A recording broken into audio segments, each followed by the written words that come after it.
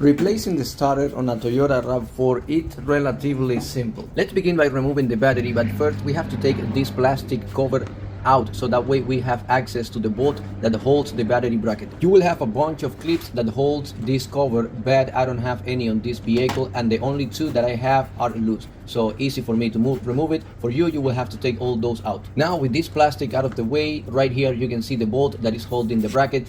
We're gonna go ahead and remove it. That bolt, it is a 10mm. Any regular tool will do the job. You will see me using power tools, but the only reason that I'm doing this is to speed up my process, but you can do it with anything that you have handy. Positive and negative. Let's go ahead and remove those. The positive is a 13mm and the negative will be a 10mm.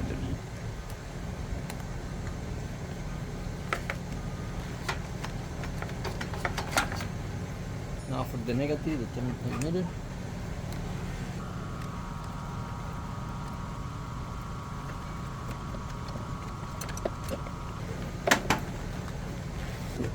Remove this plastic, and right here we have these bolts. We're gonna go ahead and remove those. Those are 12mm.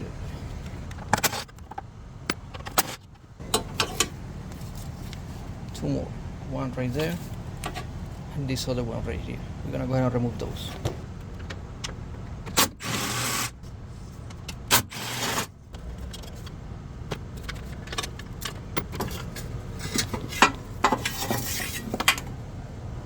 Now we got two more, that one and that one, that one and that one.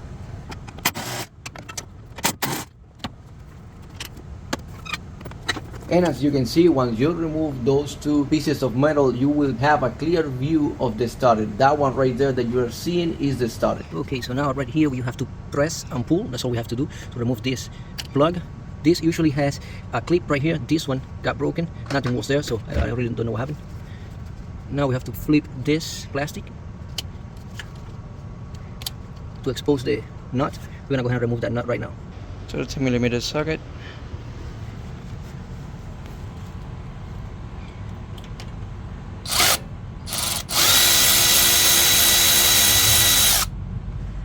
Just like that. You got this washer, make sure you don't lose it. See that washer? You don't want to lose it. There we go, save it. We take this out. The starter has two bolts. This one right here and that other one right there. Right there. Because of this bolt, some people go ahead and remove the intake air filter and the housing for the air filter just to have more space to remove that bolt. But I'm thinking that if I use a long socket from here, I'm gonna have to remove this filter housing. Let's see how it goes. Now to remove those bolts, this one right here, this one right here, and the one at the end, we're gonna be using a 14mm socket.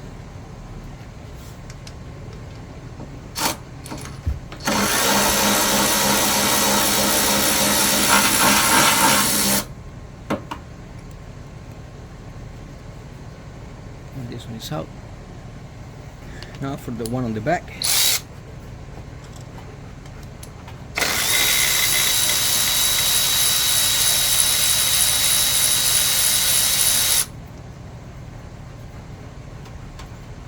Easy peasy. Okay, so now let's go ahead and remove the starter. And just like that, we got it out. Right here we got the new one. So at this point all we have to do basically is revert the whole process. So let's begin.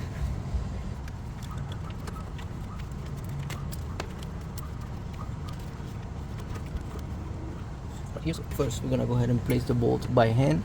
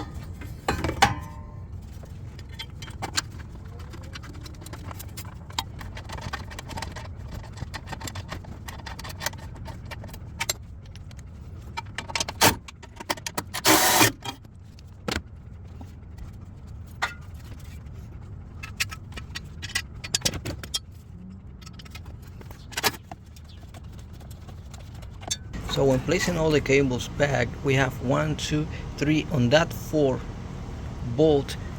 You don't forget to connect this ground cable. So you gotta go like this and then put it right there. It is very easy to forget this. Make sure you're done.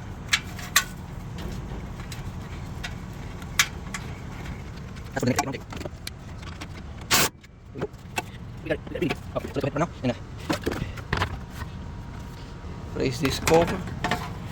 Remember those two, the square like and the circle one are matching those two. See?